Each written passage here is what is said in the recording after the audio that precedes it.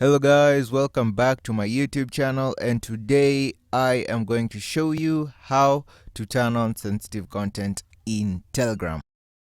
And what you need to know is that you cannot turn it on directly on the app on your device. What you need to do is to go ahead on your browser. You want to log into your web Telegram and you can change it from there.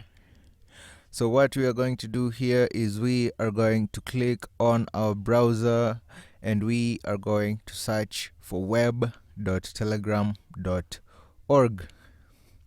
Just search web.telegram.org, and what you can do after that is you can log in to your Telegram account on your browser. Now you log into a Telegram account on your browser, and after that you can go ahead and we are going to proceed to the settings. And when you log in, it should look something like this.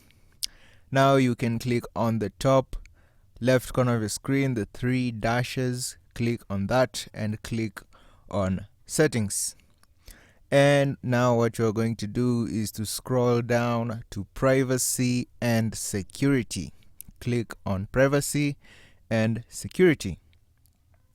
And now we are going to scroll all the way down to the bottom of the screen.